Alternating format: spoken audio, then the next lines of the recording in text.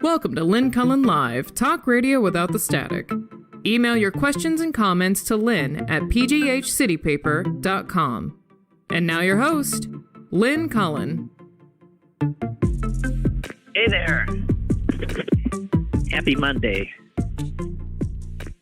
Welcome to the show. It's October 25th, 2021. Place us in time and space.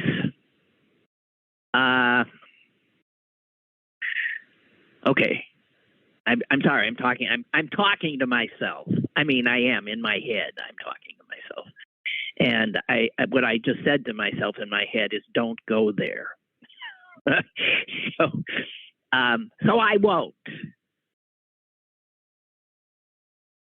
So I'm starting to say so a lot before I hit into, I was ranting about it just 5 months ago. How everybody starts their sentences with so now, which did not used to happen. Now I do it. Amazing. Going to try to leave that silent at the beginning of my sentences, but we'll see. Just happens.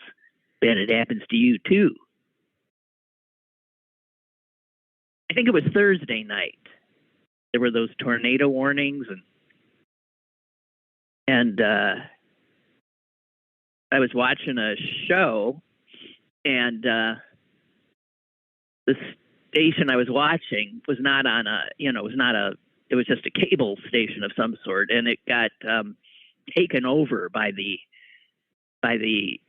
system, the warning system, which droned on and on and on. And I tried to get out of it, exit it, because it was boring. And it had taken control of my TV. I couldn't. I was annoyed. It finally ceased and desisted, and I jumped over to the local station to see what the meteorologists were saying, and man, geez, wow, it was, women and children first, man the lifeboats. It was heavy. Now it turns out that there were two, I think, Category 1 tornadoes that hopped around in the North Hills, right? And I was enthralled watching I kept going from 2 to 4 to 11 to see how their people were handling it, because when you break into regular programming, and it was regular programming, you annoy a lot of people, even if you're trying to save a life or two, which is what they were trying to do, and show off all their gizmos. But one of the things I got stuck on was in looking at their radar. When they zoomed in on certain areas where they were pointing out where the storm looked like it could maybe spawn a tornado, I started looking at the place names, because it was all around here. They weren't venturing too far away from Pittsburgh. And I was seeing place names I didn't recognize. And they were bizarre. I mean, is there really a place called Experiment? Know anyone in Experiment? Because that was one of them. Experiment, PA.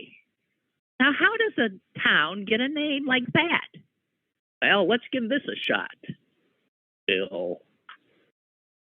We'll call it Experiment. And then there was one called Cracker Jack, which is a great name, but I've never heard anybody say I'm from Cracker Jack. Do you know where it is?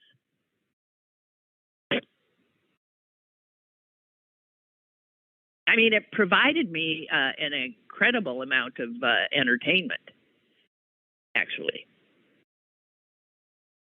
A few others I wrote down. I mean, it's you wonder how names are.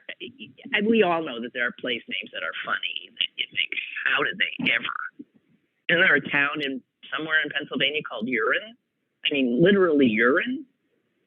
And I know when I moved here, I thought it was pretty bizarre that I moved to a place where you could say, oh, they live in Mars or in Moon. I mean, I guess the fact that you say in as opposed to on made the difference, but I never heard of places called Mars and Moon. But Crackerjack and Experiment, I'm telling you, I saw them on the map. They have to exist in some form. There was another one, Reduction.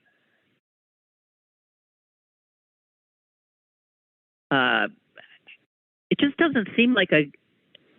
Now, I'm not good at naming things. I'm all my animals. I mean, I've often outsourced the naming of my animals to you, my audience, and you know that's how the wondrous Smudge Lemieux got her name.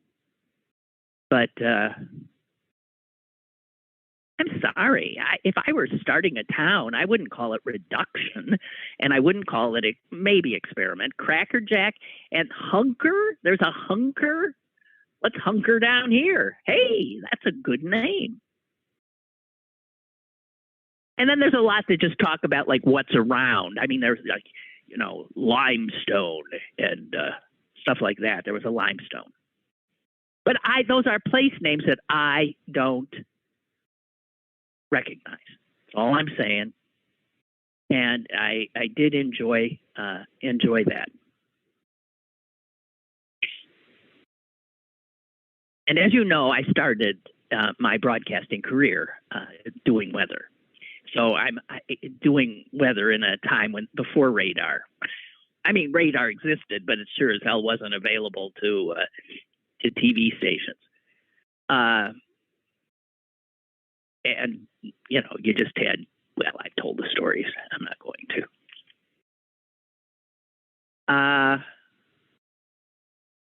Okay. This is something I wanted to share. And I know I said this last year, and I'm sure a lot of you think that I really am a person who wouldn't be a lot of fun because I'm such a grouch about what other people think of as fun. Gambling, going all out on decorations for Halloween. That's the thing that's bugging me right now. Walking around the neighborhood with all these blown up, hideous, you know, and this is, I mean, are there, I'm trying to get a question out. I swear I am.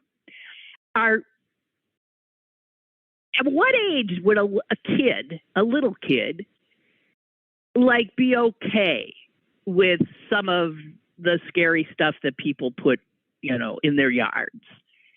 Because I'm sure that I've already said it traumatizes my dog, but it's got to be scary for little kids, isn't it? Some of the stuff is really pretty,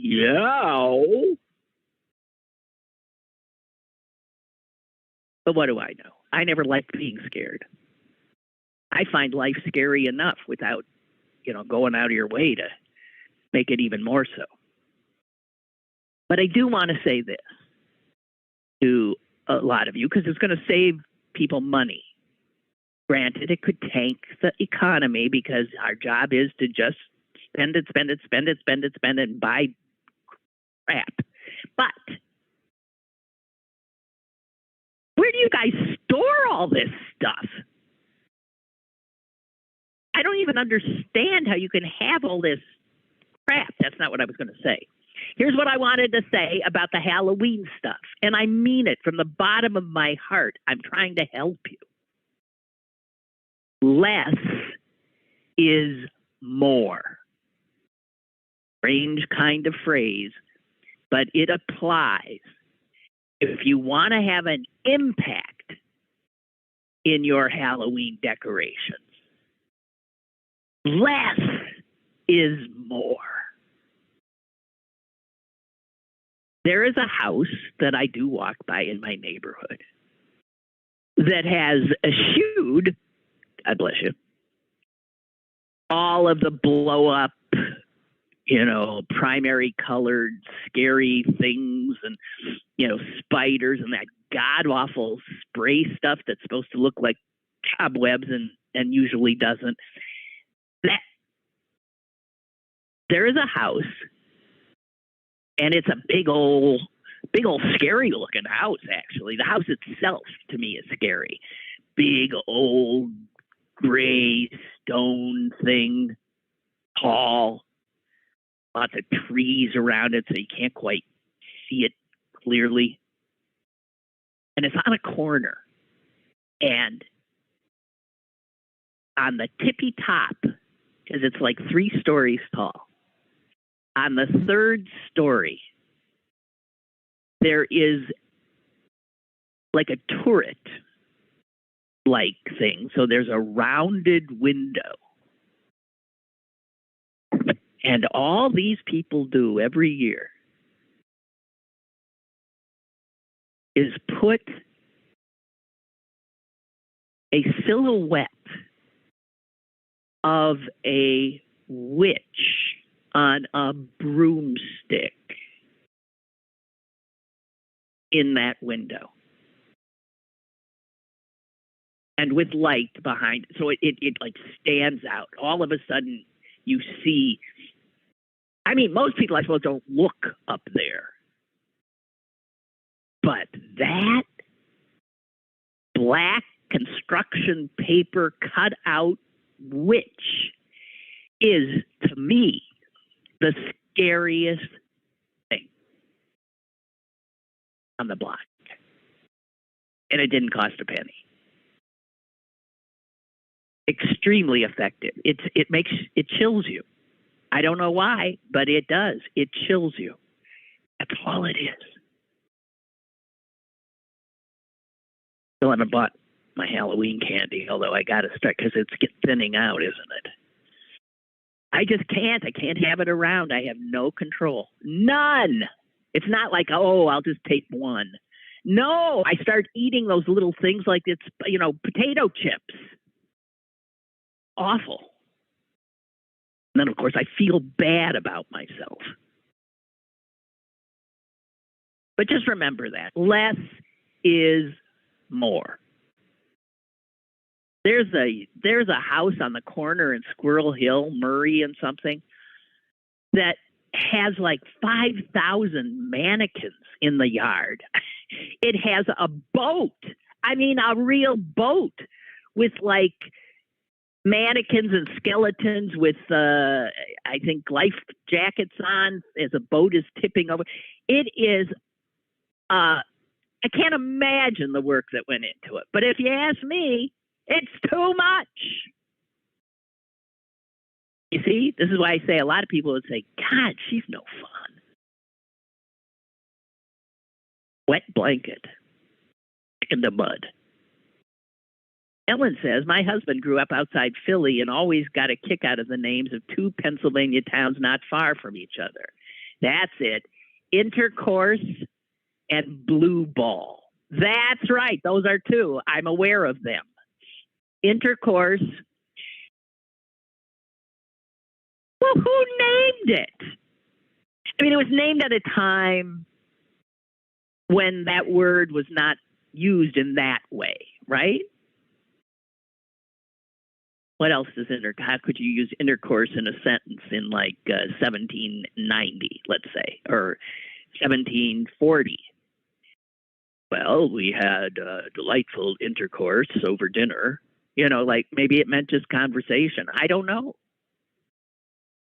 Blue ball. You gotta wonder. I have no idea. No idea. Those are in Southeast PA, right? Thank you, Ellen.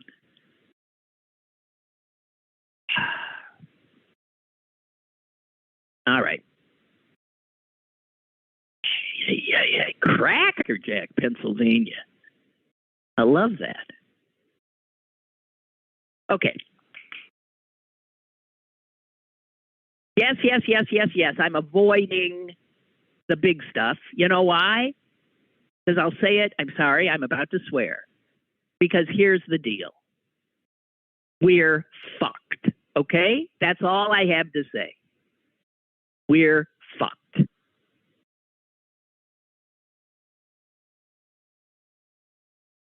Really all I have to say. I mentioned before, see how I didn't say so before that when I would have but I'm thinking about it. I mentioned before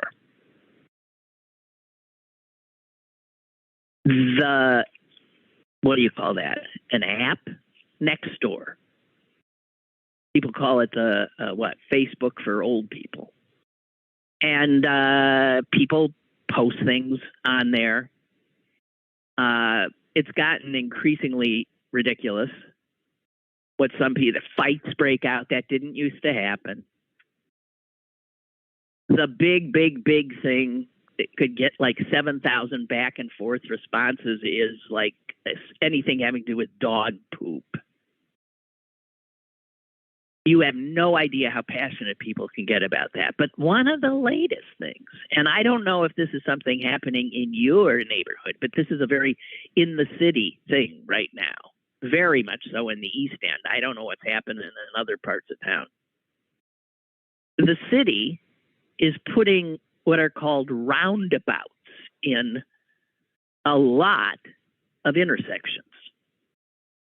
Now, a roundabout is, as far as I understand them, is when you take the center of an intersection and you put a big circle in it, which would a circle of concrete and plantings and other stuff, so that that part of the roadway now is not available to vehicles, even bikes, nobody. It just takes that away. And the way you're supposed to proceed is to enter the circle and to always give way to someone already in the circle. Everybody goes right. So if you understand what these things are. I first saw them when I was in England because they had a lot of them. And at first they scared the crap out of me. But I saw that it kept, rather than having the intersections we have, it kept traffic. You kept moving pretty well. It got so you get rid of the stop signs and you all just sort of seamlessly take turns going in circles. So instead of sharp edges, we now are circles. Very nice, very nice. Here's the thing. They're putting these roundabouts in pretty small, the city's tight. And some of these intersections now really feel very small. And you see a lot of people not having a clue what to do. I have seen people go left because that's where they wanted to be. And in the old days, if you're sitting here and you want to go left to that street, you went left. But obviously, that's not what you're supposed to do. So there's a lot of folks who don't have a clue about how you're supposed to navigate these things. But the thing that is really driving me insane, and I was glad to see that I'm not alone when I happened to see Nextdoor going nuts about it too. Some people going nuts. Other people getting crazy about the people who are going nuts. So, it becomes, again, a circular thing of increasing outrage. The roundabouts in my neighborhood still have all the stop signs. So what were four-way stops, when I heard that the roundabouts were coming in, I thought, you know what? That's going to make things better. But instead, what they've done is they put the roundabouts in and kept the stop signs.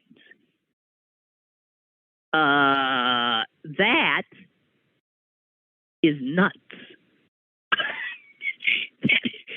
That's nuts. Roundabouts don't have stop signs. The whole reason for having a roundabout is to get rid of the stop signs. It's a different concept completely.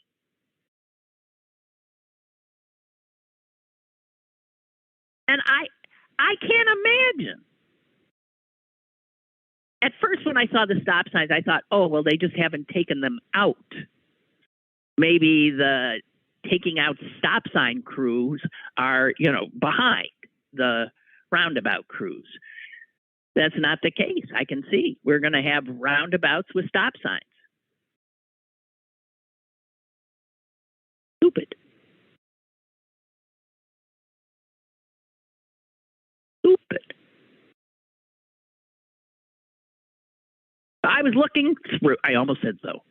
I was looking through more of my past this weekend, trying to organize all this stuff because I'm thinking I might have to try to write. I can't imagine a memoir, but I'm thinking just write up little events and stories that are, good or interesting or whatever, and then maybe someday figure out how to make a book out of it. But I don't know. I'm thinking that's something I could do. So I actually started reading some letters that people sent me. Oh my God. I could do a book on the letters people sent. My favorite are just beyond belief ugly ones. Just nasty as hell. Some cross way over into flat out threatening. But, there are postal inspectors and police that can be called in to things like that. But oh my God. But one of the things that blew me away is I saw some advertising that was done when I was back in Wisconsin in the 70s. And I had a television talk show that aired right before Walter Cronkite on the CBS Evening News. I was the lead-in to Walter Cronkite. Why can't I say his name? Cronkite. 5:30 to 6. Live at, I guess 5 to 5:30. It was an hour show? It was an hour show. 5 to 6. Live at 5. But in the advertising, they said, where else could you hear interviews with people like Francis Ford Coppola, Jane Fonda, Count Basie? And I'm looking at that and thinking, what? I have no memory. That show was built for me, so there's no one else doing it. It means that I interviewed Francis Ford Coppola on the show. I interviewed Count Basie and Jane Fonda. Jane Fonda, I remember. But I don't remember from the interview. I remember at a party. They were in town, she and Tom Hayden, when she was married to him. And I remember my sense of knowing her, meeting her, was at a party. It wasn't interviewing her on the show. So that struck me as I've been wondering, who else have I talked to and interviewed that I have zero memory of? Because I can tell you, I have zero memory of Count Basie, Francis Ford Coppola, Charles Kuralt, it said. Now, the reason I remember I interviewed like Timothy Leary, Peter Lawford, and Jimmy Carter is because I got pictures. So I've seen pictures of me with them. But how do you, and this is why I can't write a memoir, how do you write a memoir when you have forgotten your entire life? So I rely on like old public relations releases to tell me about my life. That's pathetic. I just see I have a call. I'm sorry. I've had callers. I'm sorry. Okay, call now if you want, because I'm now thinking about callers. Do I have anyone there? Go ahead, please. Hello. Hello. Oh, hello, Mr. Happy. Mr. Yeah, hey. Mr. Optimistic. Yeah, go ahead. You were talking about names, and we've had like 3 golden retrievers. We usually got them in the Humane Society. Got lucky on that, and the names they come up with. But now we live with our one passed away a couple months ago, and now we live with a 118-pound gentle giant. We have a Newfoundland. It is such a wonderful dog. It's so thoughtful. It's God, it's the best dog I ever had. I just can't believe it. It's like you got this big dog, but he's like a little pony going around the house. Well, they're huge. They're huge. Lovable dog. It's a great dog. But the funny, he's got, like you're talking about names. It's a fitting name for him. I don't know if I named that, but it's catchy after. His name's Sumo. Sumo. That's a good name. A big guy. Yeah. Big guy, Sumo. Does he think he's a lap dog? Yeah, he tried to get one of his chairs with my wife, but it's too small. I was afraid the thing's going to tip over. But what's funny, he goes around the neighborhood and take him for a walk, and all these little dogs want to bark at him and get at him. And he's like, get out of here. You're nothing, you know. And one paw had swiped over. Like, he doesn't even be bothered by him. Like, are you really going to try to fight me, dude? Well, it's the little dogs that, the little dogs are the vicious dogs because they've got to have a lot of attitude because, they don't have size. Oh, God, yes. No, he's a big, sweet Sumo. God, yeah. That's what they are, too. I was reading about it. They're all like that. They're just, it's, man. It's a great dog. We got lucky. Enjoy. The guy, we really got lucky in this one. Well, like I got lucky with the one I got now, too. I mean, I've had a lot of very neurotic dogs. And no, when you get a just great one that is nothing but joy. Although I wouldn't want to have to be picking up the poop from something that big. It's not that bad. I was surprised. It's not really? much more than a golden retriever. Yeah, I was surprised. Yeah. Okay. And all right. And what did Lynn Cullen talk about today? Dog poop. Yeah. Well, it's better than talking about the other poop. Yeah. Yeah, that's true. Really? I think so. I do too. I think so too. Hey, thanks for keeping it light. I love it. Thank you. Okay. Have a good day. All right. Bye-bye, Okay. you too. Bye. Speaking of animal names, I'm sure I've told you this, but now you've put it in my head. I had a friend who always had great names for her animals, and one of them, actually, Bonnie Mertz. Bonnie Mertz. It's a grouchy calico cat. Bonnie Mertz actually ended up coming to Pittsburgh to live with me in her last years. But the reason I was, again, going through all my crap yesterday, I came upon a letter written to the editor of the Capital Times, which was the afternoon newspaper. There were 2 newspapers. The afternoon newspaper in Madison, Wisconsin. And it was in defense of me, Lynn Cullen. This is after the infamous Iggy Pop interview.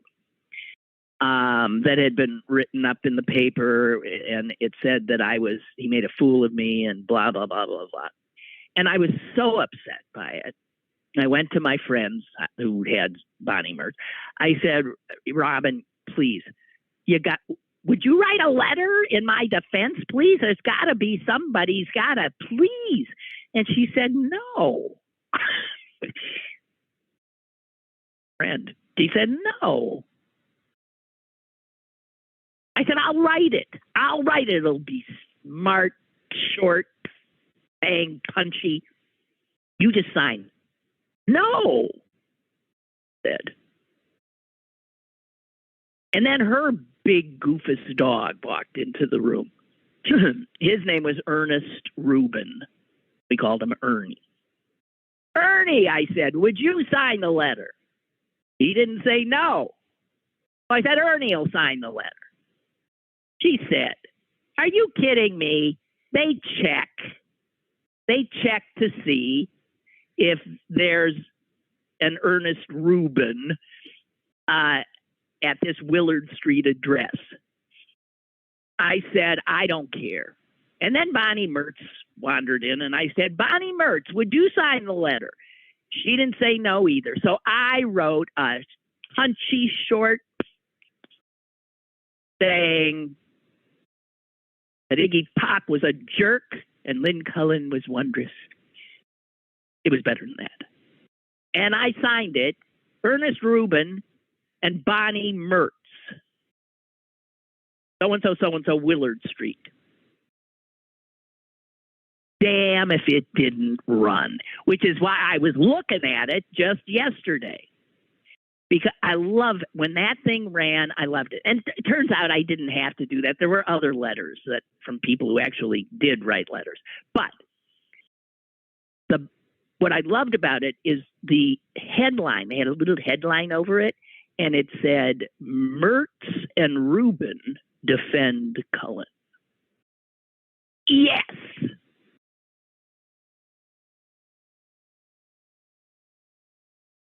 Gotta love it. I'm not good with names, though. Okay. Now what? Sorry. China is sending a bunch of astronauts up to their space station. I think today.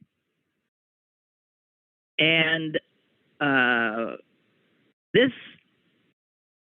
woman astronaut, it's two guys and her, and she's going to do a spacewalk, which will be the first time a Chinese woman walked in space. But there was a piece in the paper about this, and about it is just so. It's like a flashback. China is not as highly evolved as we are when it comes to being comfortable with women in positions of, authority or power or whatever. And so apparently the media in China is just going berserk about her in space. She's been in space before, so she's dealt with this crap before.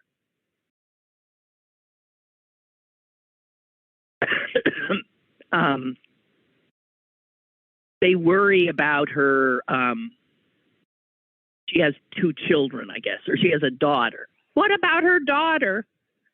Well, I mean, the other astronauts have children too, but they're guys, so I guess we don't care about their kids. I don't understand any of it, but it's like that. They're fixated, the media there.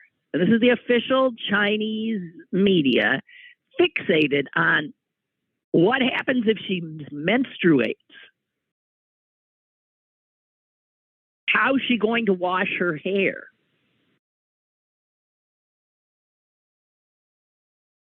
And guess what? This is the one that freaked me out. An official with the China National Space Administration let it be known that a cargo capsule had been rocketed up to the space station earlier with a full supply of sanitary napkins and cosmetics.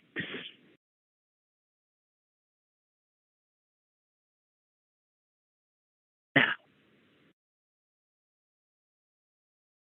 this poor woman is supposed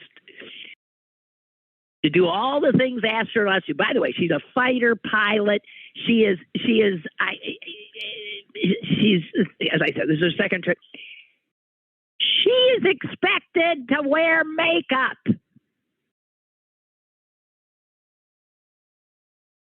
And here is another, the state television network said this, the quote, female astronauts may be in better condition after putting on makeup. What the hell does that mean? I guess what they mean, they don't mean like better, physical condition. Well, in a way, but they mean they think she looks better. That's a better condition. Easier on the eyes, I guess.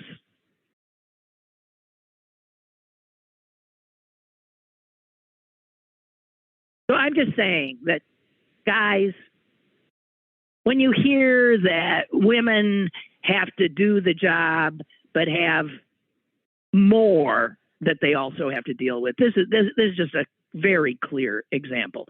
The same goes for, black people in a white world, or in this case, women in any world, because men control. Just saying. I have got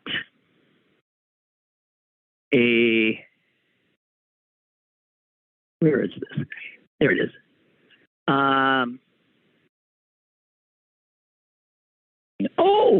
Speaking of dogs, wait, that's what I needed to tell you. Speaking of dogs, there was a piece.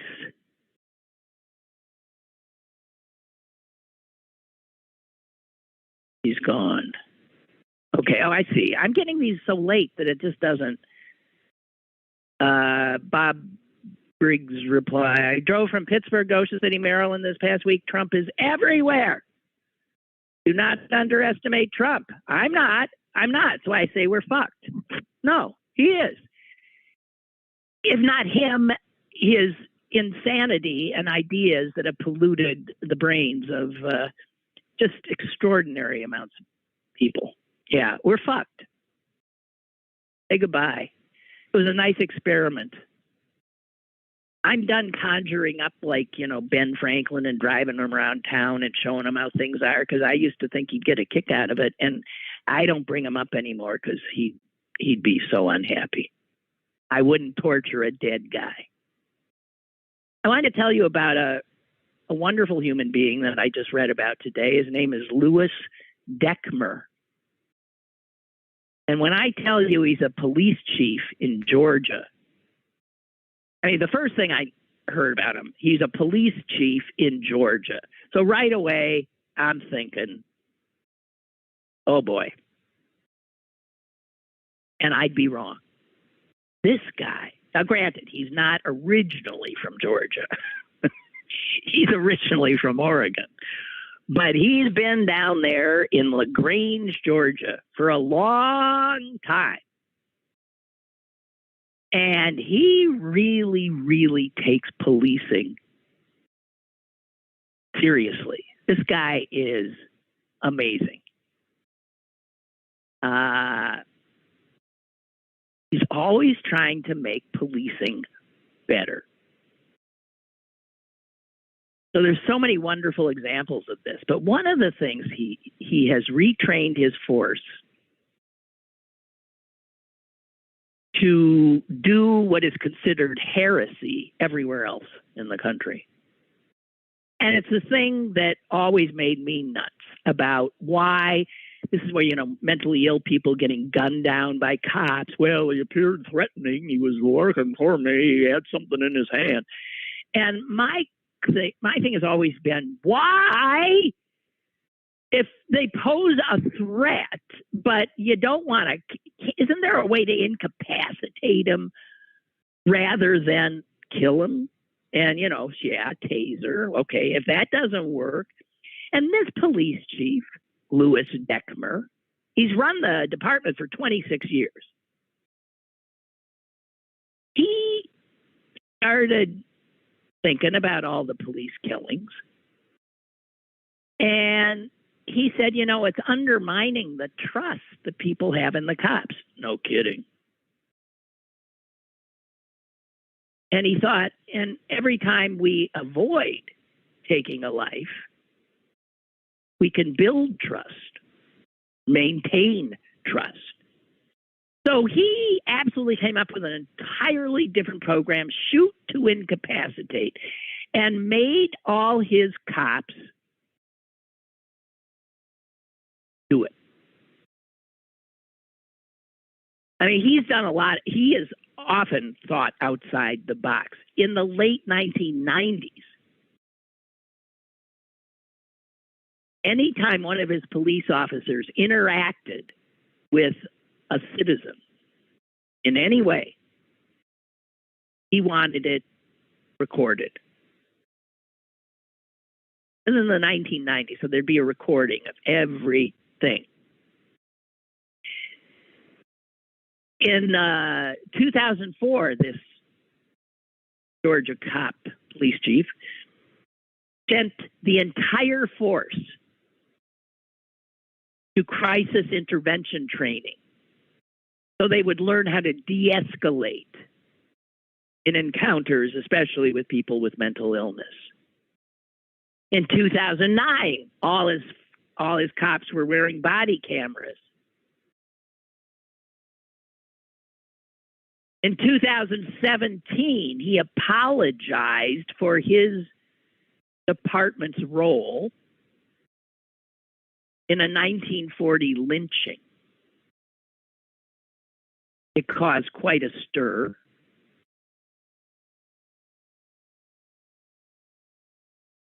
As far as anybody knows, it was the first time a Southern police chief had done that.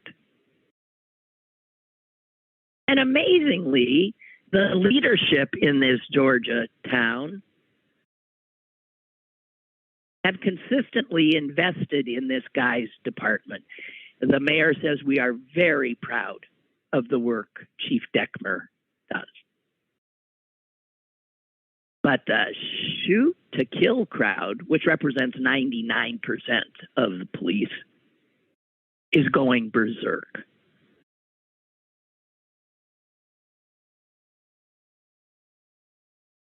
And I just,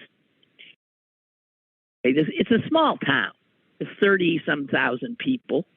There's 94 officers.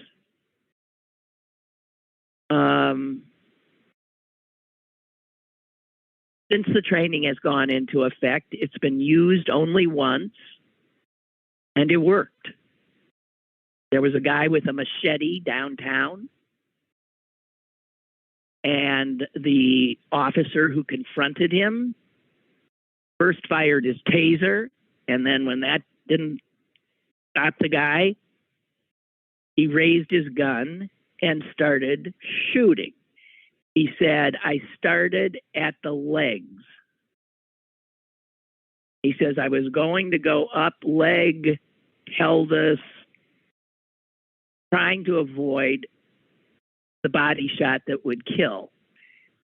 And it worked. He fell to the ground, said the officer, before I got to center mass. And that saved his life. And the officer said, I don't want to be the reason anyone dies. I want to be able to say I did everything I could to prevent that.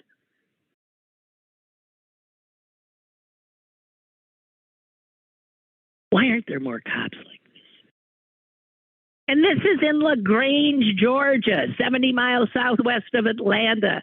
It's in the middle of the Bible Belt. The local newspaper prints a daily Bible verse right below the weather forecast. This guy Deckmer, he doesn't even like the word law enforcement. He says, it sounds aggressive. He says, I say that I'm in police services.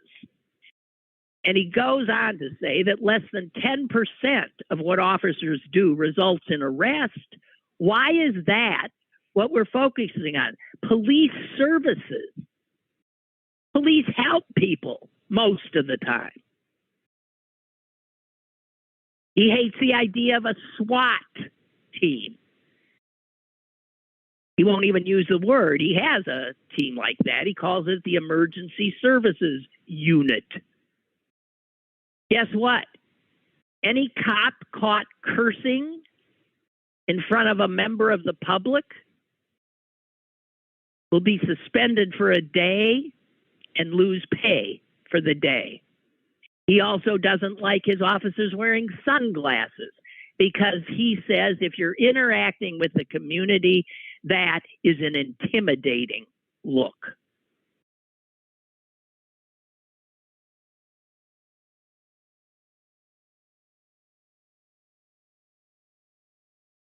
Incredible.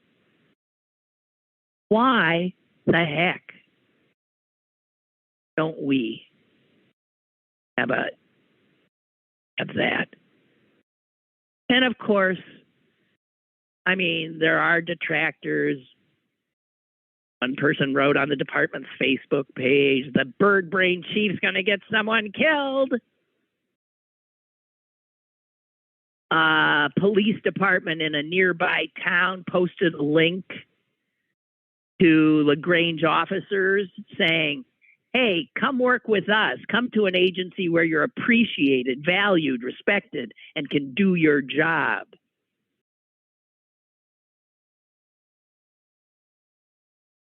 Anyway, I'm just saying, I love this guy.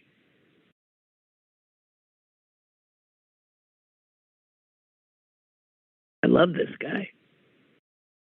Preservation of human life should be the highest priority in policing. And there are some in policing that do think that Deckmer, this guy, is right. And he's on to something. Because the reality is the police are often their own worst enemy.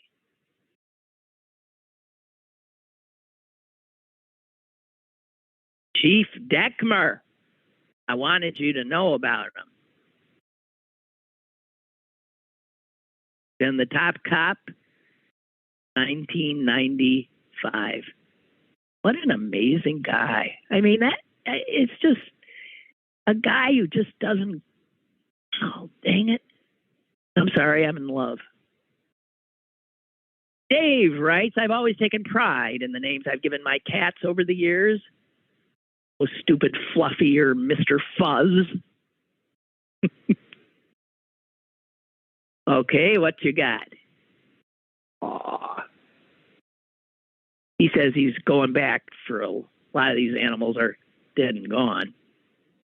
One is called Little Feet, F-E-A-T. Okay.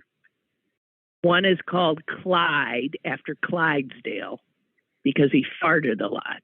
I didn't know Clydesdales farted a lot. Phil the cat. Dave says he was an awesome cat. He died too young, like a rock star. And then there was Dolby, female. When she was being quiet, she was Dolby noise reduction. When she was running around meowing, she was Dolby surround sound. One cat was named after Ken Kesey. Kesey. Lost him last year. Still chokes me up, says Dave. And right now he's babysitting, cat sitting Bump. That's a great name, Bump. It's his daughter's cat.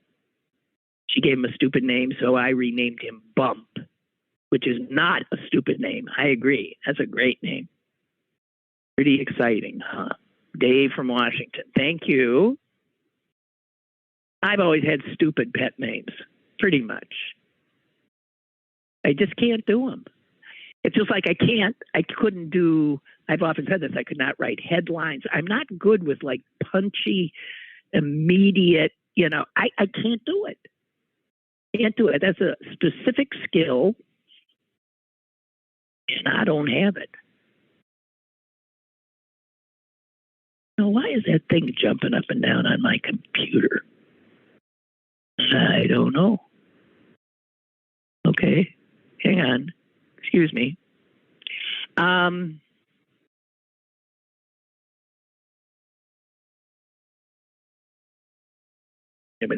Oh, here's something. I'm just not. I know. I'm an old lady.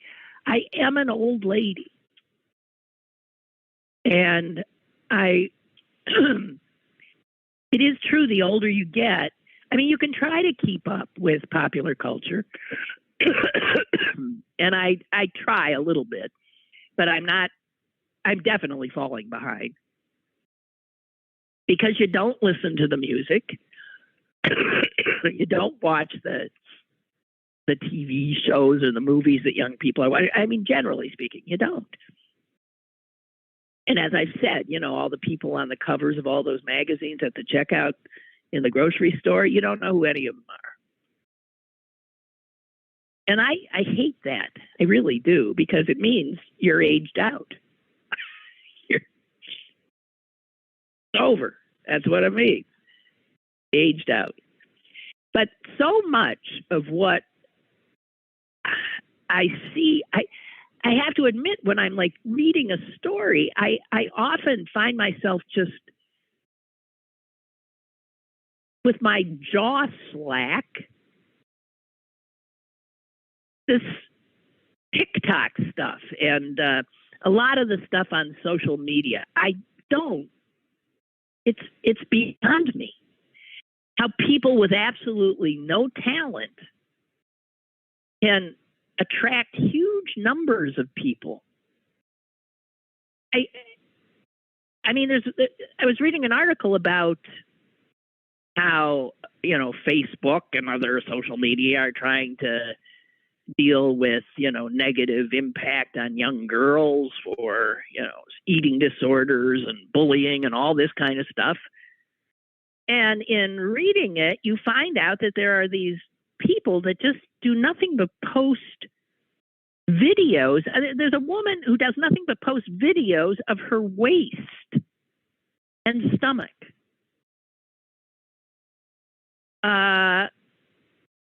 She has 21,000 followers on TikTok. What?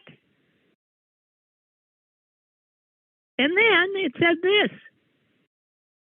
Mackenzie Ellis, age 26, whose music was featured in a recent hip walking trend. Hip walking. Does that mean, I'm walking here, I'm looking hip? No. It's close-ups, filmed close-ups of people walking, close-ups of their waists while walking. What? Excuse me, somebody help me. Hip walking. So there are young girls and other people who spend their time looking at other people's stomachs and waists while they walk, and it's a thing? How is that possible?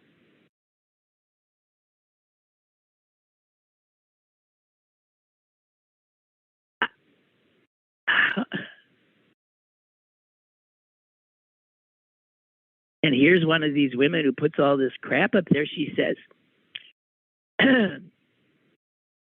this is a 27-year-old Eugenia Cooney. she's very popular on YouTube.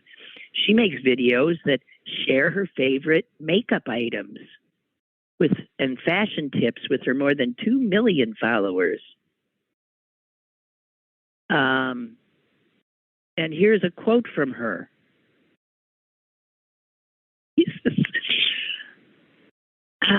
Where is it? It's unbelievable. I just kind of feel like everybody has the right to make videos and to post photos of themselves.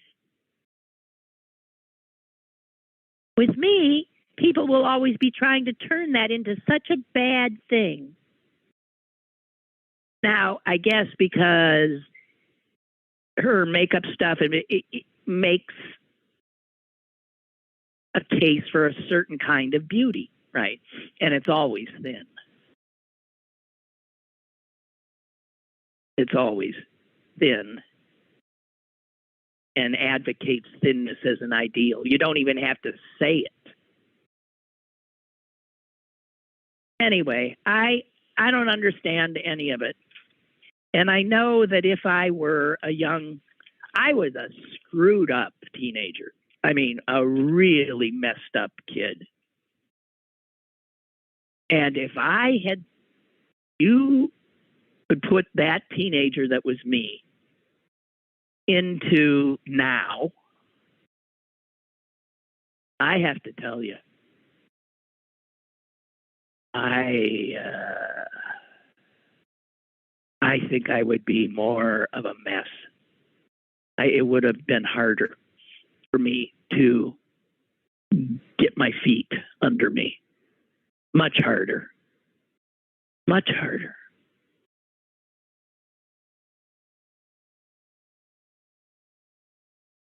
I mean, I don't know.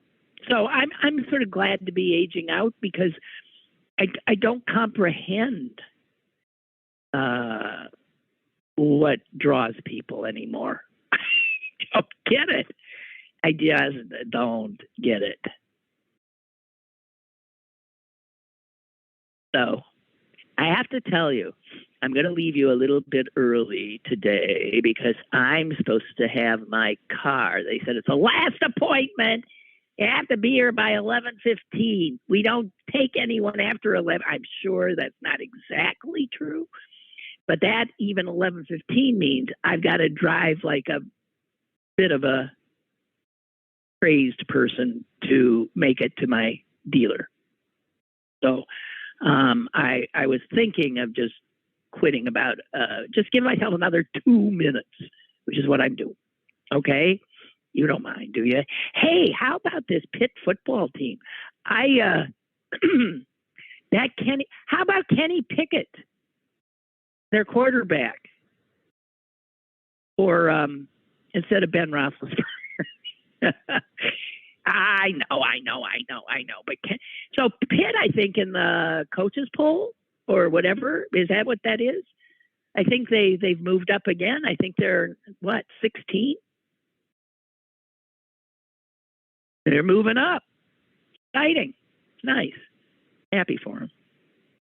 Okay, you guys, that's it. I gotta race down to the dealership. Trying to keep my old gas guzzling car moving till I'm ready to get an electric one.